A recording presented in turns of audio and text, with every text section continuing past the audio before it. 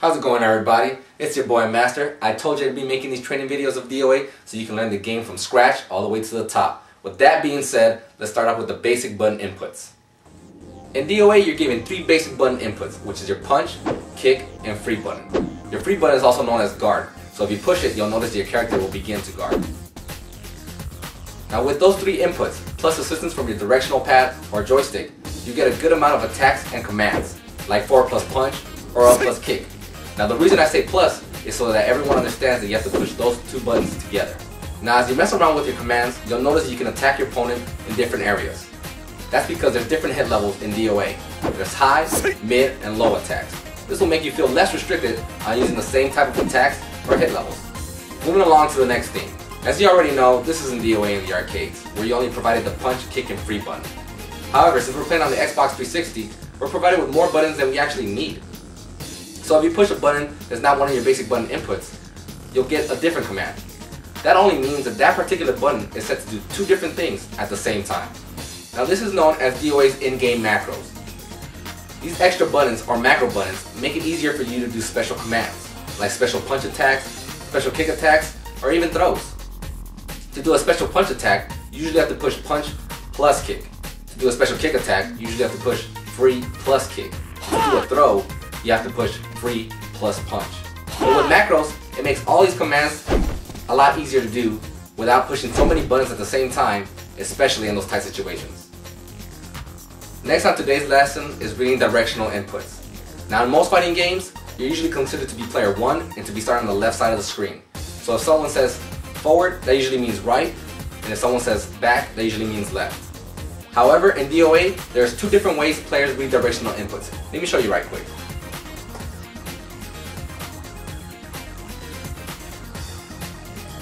Now if I said to push forward, you would read it like this, with the right arrow. The other way to read it though is like this. The right arrow represents the 6, kind of like your number pad on your keyboard. With that being said, all the arrows and numbers will look like this.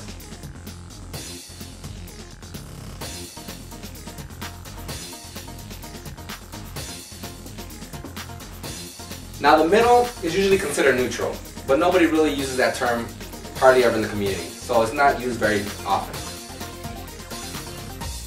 Now if I told you to push up back, that would mean 7.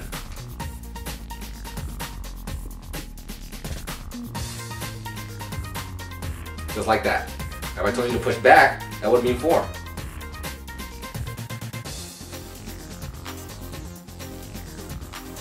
And that's how it works.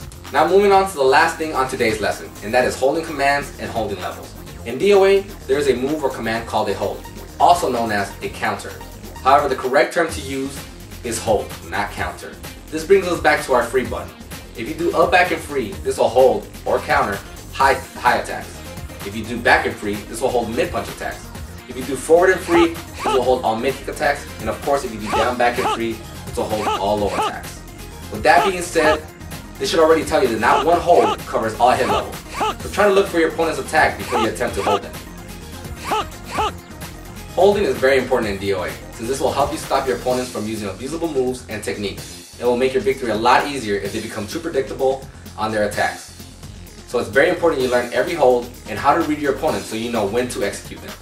Well everyone, that's pretty much it for Master's first lesson on DOA. I hope I didn't confuse anyone. If you have any questions, you're more than welcome to hit me up on the Dallas Venom website or on my MySpace. If I see frequently asked questions about DOA that I know the answer to, I'll bring a few of them up on the next lesson.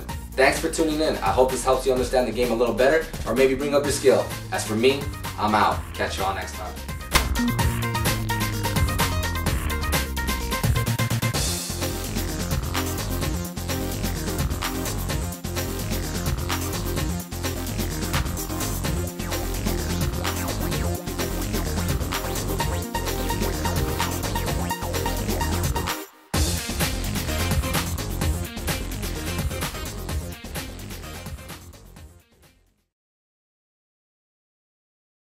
Super Easy drops exist.